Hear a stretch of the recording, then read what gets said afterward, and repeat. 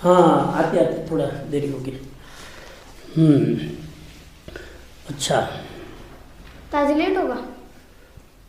2-3 बातें थोड़ा समझ ले। ओके। पहली बात तो ये है कि हम ध्यान का अभ्यास करते हैं और सभी परंपराओं में अपनी अपनी ध्यान की विधियाँ होती है। कोई भी विधि गलत नहीं होती है। सबकी विधियाँ अपने अपने अनुभव से लोग उसकी प्रतिष्ठा करते हैं। जैसे महावीर स्वामी की ध्यान विधि है तो उसमें 2 भेद किए गए, अशुभ ध्यान और शुभ ध्यान। ये पहले ऐसे आत्मज्ञानी व्यक्ति हुए जिन्होंने कहा ध्यान ऑलवेज अच्छा नहीं होता है, ध्यान गलत भी होता है। आदमी ध्यान में बैठा है तो गलत ध्यान भी कर सकता है, ऑलवेज सही ध्यान करे जरूरी नहीं है। कई बार ध्यान में बैठे बैठे ऐसे विचारों में उलझ जाते हैं, प्रॉब्लम में, कि आदमी आर्त ध्यान में चला जाता है। करते करते जैसे कोई इश्यू है, कोई समस्या है, प्रॉब्लम है, मुश्किल ही है, तो इसमें तो प्राइवेसी एकांत है। जितना भी नेगेटिव सोचना हो बहुत बढ़िया मौका है। तो बैठा बैठा आदमी सोचता है, अरे ये हो गया, ऐसा हो गया, क्या होगा, बच्चों का क्या होगा, नहीं क्या। तो ये आर्त ध्यान है। उसी तरह मान लो कि किसी के साथ मनमुटाव हुआ, वैर विरोध हुआ, दुश्मनी हुई, ऐसा आदमी भी ध्यान करेगा तो रौद्र ध्यान ज़्यादा करेगा। उसमें भी बैठा बैठा दुश्मन का विचार करेगा, उसने क्यों ऐसा मेरे साथ किया, क्यों चीटिंग किया, ये सारी विचारधारा चलेगी। तो ये रौद्र ध्यान है। हमारे सामने एग्जाम्पल है प्रसन्न चंद्र राजर्षि। प्रसन्न चंद्र राजर्षि राजा थे, घर छोड़कर निकल पड़े अपने भतीजे को राज्य सौंपकर और ध्यान में खड़े हो गए। ध्यान में खड़े हो गए तो शरणिक महाराजा जा रहे थे प्रभु के दर्शन करने के लिए। बीच में इस महामुनि को देखा, प्रसन्न चंद्र राजर्षि को, ध्यान में खड़े थे मस्ती से। इतनी तल्लीनता थी उनकी ध्यान की कि शरणिक महाराजा बहुत प्रभावित हुए। दर्शन किए, प्रणाम किया, वंदन किया, वो तो ध्यान में थे। करते ही फिर पहुंचे महावीर स्वामी के पास। अब आदमी जो देखता है ना तो उसके मन में जिज्ञासा भी होती है। तो जाते ही महावीर को पूछा, वो तो समय दृष्टि जीव थे शरणिक महाराजा। तो पूछा कि भगवान आज महामुनि को मैंने ध्यान में देखा, बहुत उच्च स्थिति, अगर इस स्थिति में वो देह छोड़े तो कहाँ जाएगा? इतना परम ध्यानी मर के देह छोड़े तो कहाँ जाएगा? तो भगवान ने कहा 7 मीनार में जाएगा। अभी प्रसन्न चंद्र राजर्षि अगर देह छोड़े तो मर के कहाँ जाएगा? 7। उसने कहा भगवान क्या कहते हो, इतना महायोगी मर के 7वीं नरक में, तो फिर हमारा क्या होगा? रात दरबार में रोज फांसियां लगाते हैं। लगता है कि भगवान के केवल ज्ञान में तो प्रॉब्लम होनी नहीं चाहिए, कि कुछ समझ फेर है, कि कुछ मिसअंडरस्टैंडिंग हो रही है, कि क्या हो रहा है। फिर 10 मिनट के बाद पूछे, भगवान समझा नहीं मैं, इस महामुनि शरीर छोड़े तो कहाँ जाएगा? तो क्या 3रे नरक में। देखो बदल गए।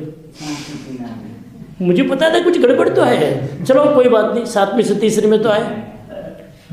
फिर थोड़ी देर के बाद पूछा, भगवान मुझे समझ में नहीं, ध्यानी इतना महायोगी घर छोड़ छाड़ के भिक्षु बनकर ध्यान में खड़ा है, तो समझ में नहीं आया 3रे नरक की। तो क्या नहीं पहले देवलोक, पहले देवलोक। फिर थोड़ी देर बाद पूछा कि भगवान कुछ समझ में नहीं आ रहा। तो क्या 5वें देवलोक में। फिर क्या अभी और समझ में नहीं आया, तो क्या 12वें देवलोक में। और फिर आधा घंटे तक ये चर्चा चली। लास्ट में पूछा, भगवान अब जा रहा हूँ, आपने और कंफ्यूज कर दिया,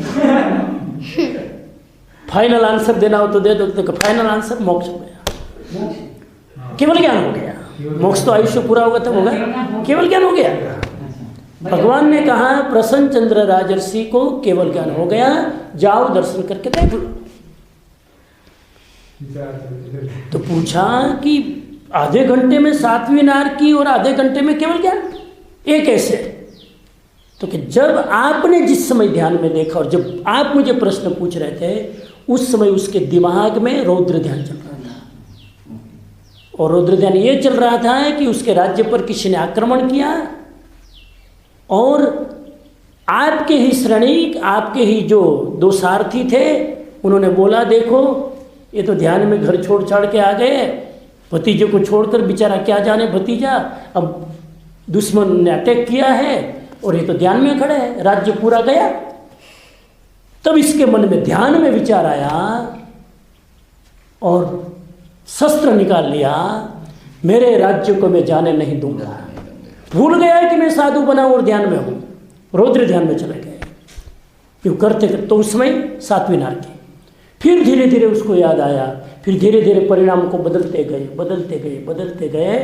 फाइनली उसने ये सोचा मैं तो साधु बना हूँ, कौन राज्य, किसका राज्य, कौन राजा, मैं तो आत्मकल्याण के लिए निकला हूँ। यूँ करते करते श्रेणी चढ़ते हैं, पापों की आलोचना करते हैं, रौद्र ध्यान की आलोचना करते हैं और करते करते करते करते 13वें गुण स्थान तक पहुँच जाते हैं, सहयोगी केवली। प्रश्न पूछा उतनी देर में ये सारी घटनाएं इसके अंदर घट गई। उधर प्रश्न पूछ रहे, इधर भाव दशा बदल रही है। भाव तो बदलते हैं। आप यहाँ आए, अभी आप सुन रहे हो, अभी भी अभी ये स्टोरी सुनते सुनते हो सकता है कि आयुष्य बन जाए तो 5वां देवलोक हो जाए। आयुष्य बंधे अगर तो 5वां देवलोक का भी आयुष्य बन सकता है। आयुष्य तो कभी भी बन सकता है। 2/3 भाग में या उसके बाद में जीवन के अंतिम समय तक 48 मिनट के पहले आयुष्य बंध सकता है। 2/3 के पहले नहीं बंधेगा। हमारा आयुष्य जितना है, कितना है किसी को मालूम नहीं है, जितना है गैस करो, उसके 2/3 भाग के बाद में आयुष्य बनता है अगले जन्म का। और हो सकता है 2/3 के पहले नहीं पड़ेगा, लेकिन 2/3 का मतलब क्या है? 2/3 अभी भी हो सकता है ना, कितना जीना हो तो पता नहीं है ना। लेकिन एक सामान्य रूप से ये सोचे कि अगर एवरेज आदमी 80 साल जिए, एवरेज आयुष्य का तो कोई भरोसा नहीं, लेकिन एक प्रैक्टिकली गैस करे कि 80 साल आदमी जीता है तो 2/3 हुआ लगभग आप समझो 55 के बाद में, 55 के बाद में हुआ। 80 साल जिएगा तो 55 तक, 100 साल जिएगा तो लगभग 65 के बाद आयुष्य बंधेगा, तो उसके पहले नहीं बंधेगा। अगर हम 80 साल जिए तो 50 साल तक आयुष्य नहीं बनता है। और ये कितना प्रैक्टिकल भी अच्छा है, 50 साल तक नहीं बनता है ना तो मरे। अगर हर जवानी में आयुष्य बन जाए, अभी तो शादी हुई आयुष्य बन जाए तो मरे, क्योंकि उस समय तो ज़्यादा विचार हमारे अपवित्र होते हैं। इसलिए आयुष्य लगभग देखना, परिवार बसा लिया, बच्चे सेट हो गए, फिर आयुष्य बनता है। ये भी आयुष्य भी कितना टेक्निकल है। और तब आदमी सब लगभग आधा वैरागी हो जाता है और आधे घर वाले कर देते हैं। ये सीधी बात है ना। हाँ, तो आपका आयुष्य तो बंध गया है। तो अब आयुष्य बंध गया, अब अंतिम समय जब आएगा उस समय वैसा ही विचार आएगा जैसा आयुष्य बनता है। याद रखना, मरते समय कैसा विचार करना हमारे हाथ में नहीं है। वैसा नहीं करना चाहिए। मरते समय कैसे विचार करना मेरे कंट्रोल में नहीं है।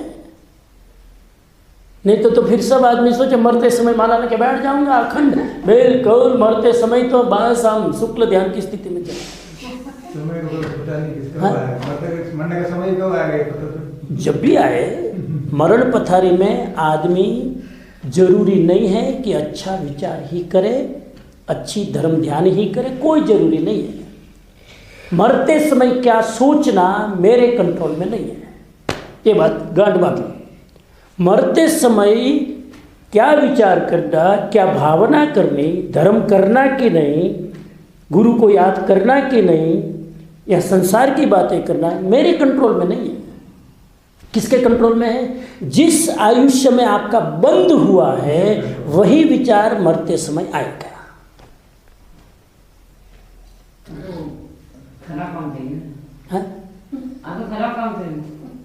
સારું થયું કે ખરાબ થયું? કેમ બધાનું ખરાબ નથી થયું? આયુષ્યનો બંધ સારી ગતિમાં પડ્યો. માની લો કે મારો 55-60 વર્ષની ઉંમરમાં આયુષ્યનો બંધ કોઈ શુભ પ્રવૃત્તિ કરતાં કરતાં પડી ગયો. આયુષ્યનો બંધ તો પડી જાય ને. 2/3 મેં કીધું તો 2/3 વખતે જ્યારે મારું આયુષ્યનો ગણતરી કરીને આયુષ્ય કર્મે 2/3 પંચ કર્યું અને મારું આયુષ્યનો બંધ થઈ ગયો. 8મો દેવલોક, 10મો દેવલોક, 12મો देवलोक. अंतिम समय में वो 8वें देवलोक की लेश्या ही आएगी. અત્યાર સુધી તો કોઈ કન્ફ્યુઝનમાં નતા. અત્યાર સુધી હા, પણ હવે નથી ને. બસ તો હવે અત્યારની વાત કરો ને. किसी को कोई विचार नहीं आया? हाँ, उस टाइम किसी को कोई विचार नहीं आया तो नहीं, वो मेरे कंट्रोल में नहीं है. उस समय अगर आदमी निश्चिंत रहे, कोई विचार नहीं आए तो उत्तम दशा है. शुभ और अशुभ कोई विचार नहीं आए तब तो उसका मोक्ष हो जाएगा. हाँ, ये तो वैसे निर्विकल्प दशा हो तो मोक्ष हो गया. तीर्थंकर जब देह छोड़ते हैं अंतिम समय में एक भी विकल्प नहीं आता है, क्योंकि अगला जन्म है ही नहीं. तीर्थंकर केवल ज्ञानी, वही कह रहा हूँ ना, केवल ज्ञानी, तीर्थंकर, अरिहंत कोई भी देह छोड़ते हैं उस समय परम समाधि में होते हैं. ठीक है, तो अंतिम समय में क्या सोचना मेरे कंट्रोल में. इसलिए आप देखना, अब परिवार में देखना, कई लोग जिंदगी भर धर्म ध्यान करते हैं और अंतिम समय में नास्तिक हो जाते हैं. देख लेना, कई लोग आपके लाइफ में, आपके परिवार में कोई कई बार सामायिक की कितनी रोज की 5-5 सामायिक, और अंतिम समय में अगर उसको कहे कि महाराज साहब आए मांगलिक सुना, नहीं मांगलिक नहीं सुना.